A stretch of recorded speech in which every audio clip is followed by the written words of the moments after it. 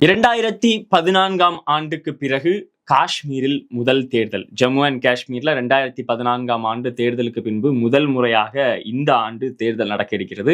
பார்த்தோம்னா பாஜக தேர்தல்லாம் நடத்துறாங்களேன்னு சந்தோஷம்லாம் படாதீங்க. போன வருஷம் உச்சநீதிமன்றம் இந்த வருஷம் செப்டம்பருக்குள்ள தேர்தல் நடத்தணும்னு சொல்லி தலையில கொட்டினதுனால இப்பவாச்சும் தேர்தலை நடத்த வேண்டிய ஒரு முடிவுக்கு வந்திருக்கிறார்கள். தேர்தல் நடத்தப்படுவதற்கான வேலைகள் எல்லாம் ஆரம்பித்து அப்ப அந்த தேர்தலை பத்தி தான் நம்ம இன்னைக்கு பேச போறோம். ஏன்னா ராகுல் காந்தி அவர்கள் கடந்த வாரம் காஷ்மீருக்கு சென்றிருந்தார். காஷ்மீரில் போய் சில விஷயங்களை எல்லாம் அவர் பேசியிருந்தார். அந்த விஷயங்களையும் நம்ம இன்னைக்கு சேர்த்தே நம்ம பேசிடலாம் நினைக்கிறேன். என்னன்னா ஆர்டிகிள் 370 2019 ஆண்டு இந்திய அரசமைப்பு சட்டத்திலிருந்து நீக்கப்படுகிறது. நீக்கப்பட்டதுக்கு பிறகு கிட்டத்தட்ட 5 ஆண்டுகள் ஆகிவிட்டது. அங்கு தேர்தலே நடக்கவில்லை. 2014 ஆண்டு முத்புகா மூவியினுடைய கட்சியோடு பாஜக கூட்டணி வைத்து அங்கு ஆட்சி அமைக்கிறது. 2018 ஆண்டு அந்த ஆட்சி மூவியோட ஆட்சியை கவிழ்த்து முதுகில் குத்தி அந்த ஆட்சியை கவிழ்த்து விட்டு அந்த கூட்டணியை விட்டு வெளியே வருகிறார்கள். கிட்டத்தட்ட 7-8 மாதம் அங்க கண்டினியூஸா ஜனாதிபதி ஆட்சி நடக்கிறது. 2019 அந்த மாநிலத்திற்கு இருந்த ஜம்மு அண்ட் காஷ்மீர் மாநிலத்துக்கு இருந்த மாநில அந்தஸ்தை புடுங்கி அதை ஆர்டிகிள் 370 நீக்கிட்டு அந்த மாநிலங்களை யூனியன் பிரதேசங்களாக அறிவிக்கிறது அன்றைக்கு இருந்த பாஜக அரசு. இதை நம்ம முக்கியமா எதுக்காக இந்த விஷயத்தெல்லாம் நான் சொன்னேன் அப்படின்னா, நம்ம ஒரு ரீகால் பண்ணிக்கலாம் அப்படிங்கிறதுக்காக தான். இப்போ ஆர்டிகிள் 370 நீக்கணும்னா இந்திய அரசமைப்பு சட்டம் சில விஷயங்கள் எல்லாம் ரொம்ப தெளிவா அடிக்கோடிட்டு காட்டுகிறது. நீங்க ஆர்டிகிள் 370 நீக்குவதற்கு முன்பதாக கான்ஸ்டியூண்ட் அசம்பிளியோட அப்ரூவல் வேணும் அப்படின்னு சொல்லி அரசியலமைப்பு சட்டம் சொல்லிக்கிறது. ஆனா ஆர்டிகிள் 370 நீக்குவதற்கு கான்ஸ்டியூண்ட் அசம்பிளி அப்ரூவல் வேணும்னா கான்ஸ்டியூண்ட் அசம்பிளி 1960க்கு பிறகு கூடவே இல்லை. இப்ப இவங்க என்ன பண்றாங்கன்னா ஆர்டிகிள் 368 ஒரு சின்ன சேஞ்சை கொண்டு வராங்க. கான்ஸ்டியூண்ட் அசம்பிளின்ற இடத்தை நீக்கிட்டு லெஜிஸ்லேட்டிவ் அசம்பிளின்னு சொல்லி மாத்துறாங்க. லெஜிஸ்லேட்டிவ் அசம்பிளின்னு சொல்லி மாத்தின பிறகுதான் இந்த ஆட்சி கலைப்பு நடந்துருச்சு அப்படின்னா அந்த இடத்துல இருக்கக்கூடியது யாரு? கவர்னர். அங்க மக்கள் பிரதிநிதிகள் யாரும் இல்ல. மக்கள் பிரதிநிதிகள் இருக்க வேண்டிய இடத்துல கவர்னர் இருக்கிறார். கவர்னர் யாரு? பாஜகவினுடைய மவுத் பீஸ். அப்போ மக்களுடைய பிரதிநிதிகளுடைய அனுமதியே இல்லாமல் இவர்களுடைய மவுத் பீஸா இவங்க அனுப்பக்கூடிய ஒரு ஆளுடைய அப்ரூவலை வாங்குறது மாதிரி வாங்கி அதை ஜனாதிபதிக்கு அனுப்பி ஆர்டிகிள் 370 அப்படியே இந்திய அரசமைப்பு சட்டத்தை விட்டு நீக்கி விட்டார்கள். காஷ்மீருக்கு கொடுக்கப்பட்டிருந்த சிறப்பு அந்தஸ்து நீக்கப்படுகிறது. இப்ப நிறைய பேர் கேட்கலாம், அது வரைக்கும் காஷ்மீர் இந்தியாவினுடைய ஒரு பகுதியா இல்லாம இருந்தது, ஆர்டிகிள் 370 நீக்கின பிறகுதான் முழுமையான ஒரு பகுதியாக மாறி இருக்கிறது அப்படின்னு சொல்லி நிறைய பேர் கேட்கிறத நம்மளால பார்க்க முடியுது. ஆனா இதுல முக்கியமா நம்ம பார்க்க வேண்டிய விஷயம் என்ன அப்படின்னா, ஆர்டிகிள் 370 ஆர்டிகிள் 370 என்கிற சிறப்பு அந்தஸ்தை நம்ம கொடுத்தனாலதான் காஷ்மீர் இந்தியாவினுடைய அங்கமாகவே மாறியது அப்படிங்கறத தான் நம்ம இதுல புரிஞ்சுக்க வேண்டியிருக்கு. ஆர்டிகிள் 370 இல்லைன்னா காஷ்மீர் இந்தியாவினுடைய ஒரு அங்கமே இல்லை. அப்போ இந்தியாவினுடைய அங்கமாக காஷ்மீர் எப்படி இருந்ததோ அதற்கு காரணமாக எது இருந்ததோ, அதாவது ஒரு தாய்க்கும் குழந்தைக்கும் தொப்புள் கொடி உறவுன்னு சொல்லுவோம் இல்லையா, அத மாதிரி இருந்த ஒரு தொப்புள் கொடி உறவை அறுத்து விட்டுட்டு தான் நாங்க ஆர்டிகிள் 370 நீக்கிட்டு காஷ்மீரை இந்தியாவின் ஒரு அங்கமாக மாற்றி விட்டோம் என்று மார்தட்டி கொண்டிருந்தது இந்த கூட்டம். சரி, நீக்கிட்டீங்க. நீக்கினதுக்கு பிறகு இதுவரைக்கும் சுதந்திர இந்தியாவில் எந்த ஒரு மாநிலத்தினுடைய மாநில அந்தஸ்தும் பறிக்கப்பட்டதில்லை. இரவோடு இரவாக எப்படி 8 மணிக்கு 500 ரூபாய் நோட்டும் 1000 ரூபாய் நோட்டும் செல்லாதுன்னு சொன்னாப்பலையோ அதே போல இரவோடு இரவாக ஒரு மாநிலத்தினுடைய உரிமையை துரோகத்தின் மூலமாக பறித்தது இந்த அரசு. அதுக்கு பிறகு கிட்டத்தட்ட 5 ஆண்டுகள் ஆயிடுச்சு. எலெக்ஷன் இதுவரைக்கும் அந்த மாநிலத்திற்கு நடத்தப்படவே இல்லை. உச்சநீதிமன்றத்தினுடைய குட்டின் பேரில் இந்த வருடம் தேர்தல் நடக்க இருக்கிறதா நமக்கு செய்திகள் வந்திருக்கு. அதுல அங்க இருக்கக்கூடிய நேஷனல் கான்ஃபரன்ஸ் பார்ட்டியும் இந்திய தேசிய காங்கிரசும் கூட்டணி வைத்து இந்த தேர்தலை சந்திக்க போவதாக செய்திகள் வந்திருக்கிறது. ஓமர் அப்துல்லா சொல்றத படி பார்த்தா மெஜாரிட்டி ஆஃப் த சீட்டுகள்ல சீட் ஷேரிங் முடிஞ்சிருச்சு. சில சீட் ஷேரிங் மட்டும் தான் பேச வேண்டிய இருக்கு அப்படின்னு சொல்லி ஓமர் அப்துல்லா கடந்த வாரம் இந்த ஒயருக்கு கொடுத்த ஒரு பேட்டியில பேசியிருந்ததை நம்மளால பார்க்க முடிஞ்சது. அப்போ இந்த முடிவுக்கு பிறகு, அதாவது இந்த தேர்தல் முடிவுக்கு பிறகு அங்கு நேஷனல் கான்ஃபரன்ஸ் பார்ட்டி ஆட்சி அமைப்பதற்கான வாய்ப்புகள் அதிகம் இருப்பதாக கிரவுண்ட்ல இருந்து வந்திருக்கக்கூடிய ரிப்போர்ட்டும் நமக்கு சொல்லுது. அப்ப இன்னொரு முக்கியமான விஷயம் இதுல இருந்து நம்ம என்ன பார்க்க வேண்டியிருக்குன்னா, பாஜகவை ஆதரிக்கக்கூடிய ஊடகங்களும் சரி, பாஜகவினுடைய ஆதரவாளர்களும் சரி சொல்லக்கூடிய ஒரு விஷயம், 2019 ஆர்டிகிள் 370 நீக்கினதுக்கு பிறகு அங்கு இருக்கக்கூடிய வயலன்ஸ், அதாவது தீவிரவாத செயல்கள் இல்ல டெரரிஸ்ட் இன்சிடென்ட்ஸ் சொல்லக்கூடிய அந்த விஷயங்கள் குறைந்து விட்டது அப்படின்னு சொல்லி பாஜகவினுடைய ஆதரவாளர்கள் கண்டினியூஸா சொல்லிக்கிட்டே இருக்காங்க. இதை நம்ம சாமானிய மக்கள் பார்க்கிறவர்களும் நிறைய இடத்துல நம்பிடுறாங்க. ஆனா உண்மை என்ன அப்படின்னு சொல்லி பாத்தீங்கன்னா, 2005 பழைய ஐக்கிய முற்போக்கு கூட்டணி, காங்கிரஸ் தலைமையிலான ஐக்கிய முற்போக்கு கூட்டணி ஆட்சிக்கு வரும்போது ஒரு வருடத்துக்கு கிட்டத்தட்ட 1860 இன்சிடென்ட்ஸ் நடந்துட்டு இருந்திருக்கு. அதாவது தீவிரவாத இன்சிடென்ட்ஸ், இந்த டெரரிஸ்ட் இன்சிடென்ட்ஸ் 1860 இன்சிடென்ட்ஸ் நடந்துட்டு இருந்ததை ஒவ்வொன்னா குறைக்கிறாங்க. 2006 1569, 2007 1021, 2008 602, 2009 487 அப்படின்னு குறைஞ்சு 2014 காங்கிரஸ் தலைமையிலான ஐக்கிய முற்போக்கு கூட்டணி ஆட்சி முடியும் போது வெறும் 240 டெரரிஸ்ட் இன்சிடென்ட்ஸ் தான் நடந்துட்டு இருக்கிறதா அபிஷியல் டேட்டா சொல்லுது. அதாவது 2005 1860, 2004 அவர்கள் ஆட்சியை விட்டு போகும்போது வெறும் 240 டெரரிஸ்ட் இன்சிடென்டா இருந்தது.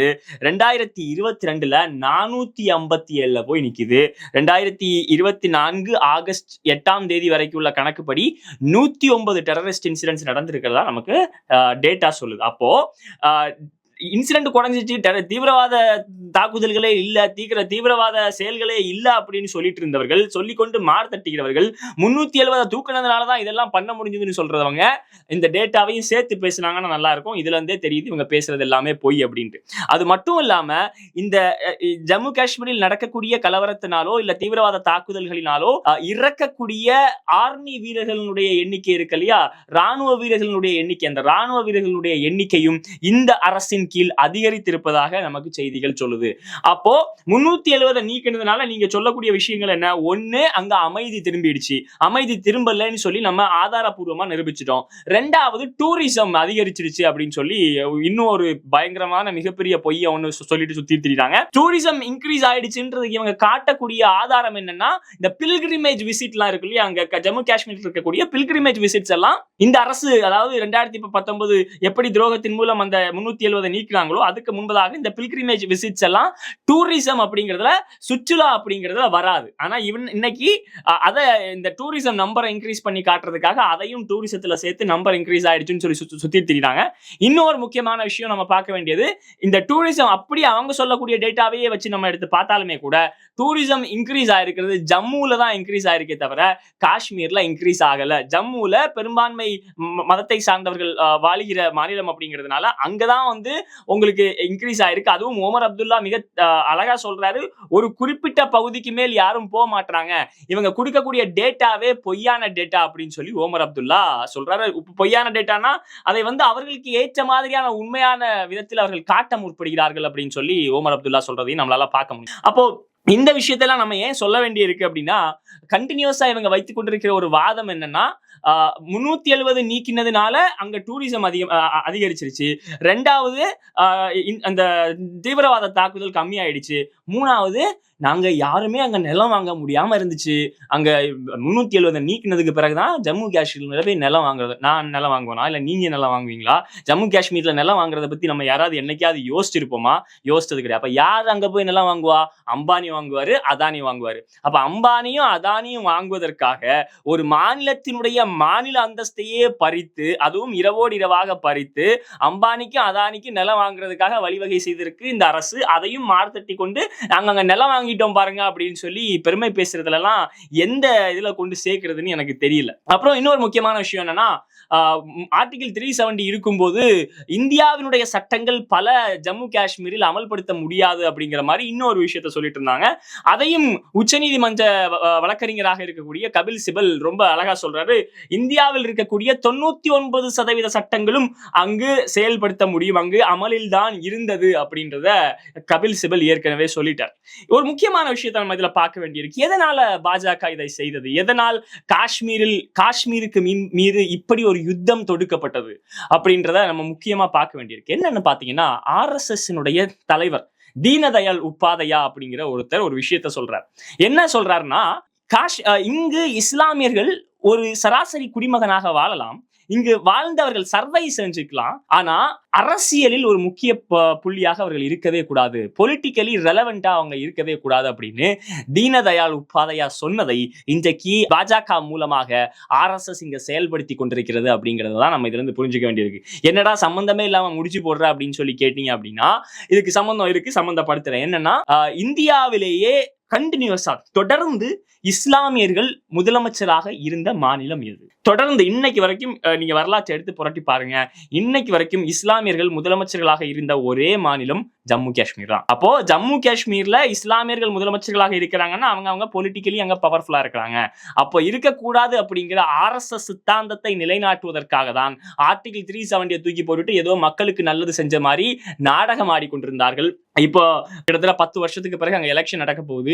எலெக்ஷன் நடந்தாலும் இவங்களுடைய கவர்னர்ஸ் 2 லெப்டினன்ட் கவர்னர்ஸ் அனுப்பி விட்டாங்க ஜம்முவுக்கும் காஷ்மீருக்கும். 2 பேரும் அங்க இருக்கக்கூடிய மக்களுடைய ரெப்ரசன்ட் பண்றவங்களான்னு பாத்தீங்களா? கிடையாது. அந்த பிரதிநிதித்துவத்தையும் உறுதிப்படுத்தாம இவங்களுடைய மவுத் பீசஸை அங்க அனுப்பி விட்டு லெப்டினன்ட் கவர்னர்ஸா கொடுத்தது மட்டும் இல்லாம இதுவரைக்கும் கவர்னர்களுக்கு கொடுக்கப்படாத அதீத பவர்ஸ் இந்த லெப்டினன்ட் கவர்னர்ஸுக்கு கொடுக்கப்பட்டிருக்கிறதையும் நம்மளால பார்க்க முடிஞ்சது. இது எல்லாத்தினுடைய விளைவு என்ன அப்படின்னா 2024 காஷ்மீர்ல ஒரு இடத்தில் கூட போட்டி போடாத அளவுக்கு பயந்து நடுங்கி ஓடியது பாஜக அப்படிங்கிறதையும் நம்ம மறந்துடக்கூடாது. இந்த நேரத்தில் அதையும் நம்ம சேர்த்தே தான் பார்க்க வேண்டியிருக்கு. அதுக்கு பிறகு இவங்க வச்சுக்கிட்டு இருக்கக்கூடிய ஒரு விஷயம் என்னன்னா காஷ்மீரினுடைய பொருளாதாரம் அபரிவிதமாக அதிகரித்து விட்டது அப்படின்னு சொல்லி இன்னொரு விஷயத்த சொல்றாங்க. நெட் ஸ்டேட் டொமஸ்டிக் ப்ராடக்ட் அப்படிங்கிற ஒரு குறியீடு படி பார்த்தோம் அப்படின்னா ஏப்ரல் 15 இருந்து மார்ச் 2019 வரைக்கும் ஜம்மு காஷ்மீரினுடைய பொருளாதாரம் ஆனுவல் growth நீங்க எடுத்து பார்த்தீங்கன்னா 13.28% இருந்தது. 2019க்கு பிறகு 8.73% குறைந்திருக்கிறது. அதே மாதிரி பெர் கேபிட்டா அதை எடுத்து பார்த்தீங்கன்னாலும் சரி மார்ச் 19 வரைக்கும் 12.31% இருந்தது. ஐ மீன் 2019 ஆகஸ்ட்ல இருந்து மார்ச் 2024 வரைக்கும் பார்த்தீங்கன்னா 8.41% குறைந்திருக்கு. அது மட்டும் இல்லாம 2022-23 பினான்சியல் இயருக்கான ஜம்மு காஷ்மீருடைய கடன் மட்டும் 1,12,797 கோடியாக இருக்கிறது, அதிகரித்திருக்கிறது அப்படிங்கிறத நம்மளால இதுல பார்க்க முடியுது. ஓமர் அப்துல்லா சொல்லும் போது நான் முதலமைச்சராக இருக்கும்போது என்னெல்லாம் ஊழல்வாதிகள்னு சொன்னாங்க, ஆனா என்ன ஊழல்வாதிகள் குற்றம் சமத்தப்பட்ட என்னுடைய ஆட்சியில் நாங்கள் இங்க இருக்கக்கூடிய பல மாநிலங்கள், பல பெரிய மாநிலங்களை விட எங்களுடைய GDP எல்லாம் நல்லா இருந்துச்சு அப்படின்னு ஓமர் அப்துல்லா சொன்னதையும் நம்மளால கேட்க முடிஞ்சது. ஆக மொத்தத்துல இவங்க சொன்ன முதல் விஷயம் தீவிரவாத தாக்குதல் குறைஞ்சிருச்சு, அதையும் நம்ம பொய்ன்னு நிரூபிச்சிட்டோம். 2வது விஷயம் சுற்றுலா அதிகரிச்சிருச்சு, அதையும் நம்ம பொய்ன்னு நிரூபிச்சிட்டோம். 3வது விஷயம் அங்க வளர்ச்சி ஏகபோகமா இருக்கு அப்படின்ட்டு அதையும் நம்ம பொய்ன்னு நிரூபிச்சிட்டோம். அதுக்கு பிறகு நிலம் வாங்க முடியாது, நிலம் உங்க அம்பானிக்கும் அதானிக்கும் வாங்க முடியாமல் போனது. இந்தியாவில் இருக்கக்கூடிய பெரும்பான்மையான பிற்படுத்தப்பட்ட தலித் மற்றும் பழங்குடியின மக்களுக்கு அது ஒரு பிரச்சனை இல்லை அப்படிங்கிறதையும் நம்ம சொல்லிட்டோம். அப்போ இப்ப வரப்போற தேர்தல் ஏன் முக்கியத்துவம் வாய்ந்தது அப்படின்னா கிட்டத்தட்ட 10 ஆண்டுகளுக்கு பிறகு நடக்க போகிற இந்த தேர்தலில் ஒரு கட்சி ஜெயித்து அங்க இருக்கக்கூடிய